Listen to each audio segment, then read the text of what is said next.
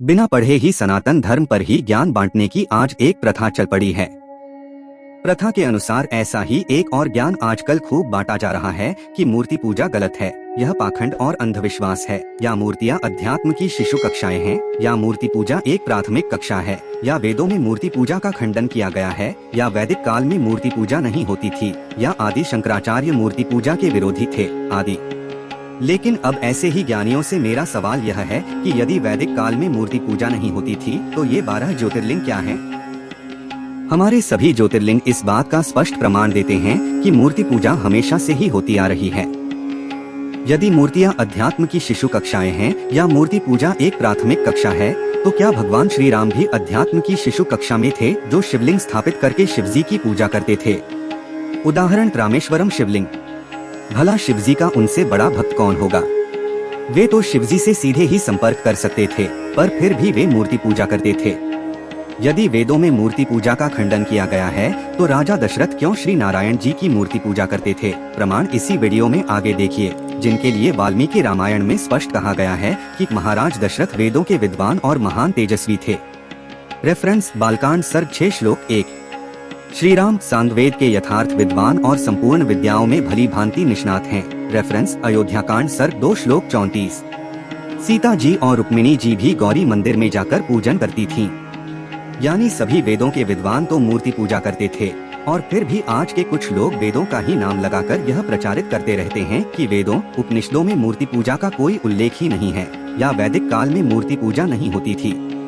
जैसे आज के इन लोगों ने तो सभी वेदों को अच्छे से पढ़ और समझ लिया है, जबकि वेदों का पूरा सही ज्ञान प्राप्त कर लेना तो वैदिक युग में भी कुछ लोगों के लिए बहुत कठिन था।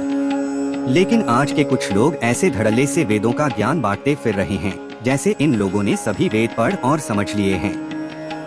मूर्ति पूजा क्यों करते हैं? मूर्ति पूजा क्यों आवश्यक है? इसके कई कारण हैं। किसी व्यक्ति ने एक संत से पूछा कि यदि भगवान हर जगह हैं, तो मूर्तियों मंदिरों की क्या जरूरत है? संत ने कहा, हवा हर जगह है, नहीं तो हम सांस ही नहीं ले पाते, लेकिन हवा को फील महसूस करने के लिए हमें पंखे की जरूरत पड़ती है।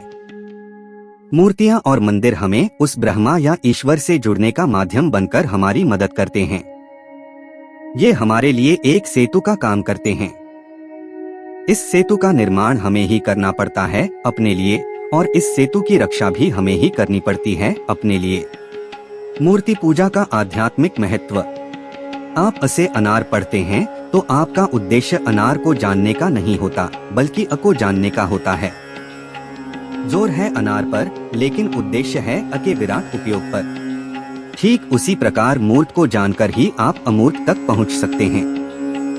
मूर्त को ही मूर्ति कहते हैं। मूर्ति पूजा का यही उद्देश्य है, अमूर्त को जानने के लिए। आकार को मन में धारण करके ही निराकार की कल्पना की जा सकती है। अगर आपके मन में कोई आकार ही नहीं होगा, तो आपका ध्यान करना बहुत कठिन हो जाएगा। जब हम लक्ष्य को ताकते हैं, तब हमारे मस्तिष्क में लक्ष्य केंद्र बिंदु होता है। यदि हम हवा में तीर चलाएंगे तो निशाना नहीं लगेगा। जो मन मस्तिष्क में केंद्रित होता है, उसे हम मूर्ति के रूप में देखते हैं। और इसीलिए एकलव्य ने धनुर्विद्या प्राप्ति के लिए गुरु द्रोणाचार्य की मूर्ति की स्थापना करके धनुर्विद्या प्राप्त की थी। जब तक यही न पता हो कि जाना कहाँ है, तब तक व्यक्ति हर जगह भटकता रहता है। पर कोई बता दे या दिखा दे कि तुम्हारी मंजिल यह है, तो पैरों और शरीर में शक्ति आ जाती है, इच्छा प्रबल हो जाती है। वीडियो के दूसरे भाग में मैं आपको और भी कुछ बताऊंगा, जिसे आपको गर्व होगा कि हम सनातनी हैं। वीडियो अच्छी लगी हो तो कृपया लाइक और शेयर करें। चैनल पर नए हैं तो सब्सक्राइब करें और बेल बटन को दबा दें, क्योंकि हम आपके लिए ऐसे ही ज्ञानवर्धक वीडियो लाते रहते हैं।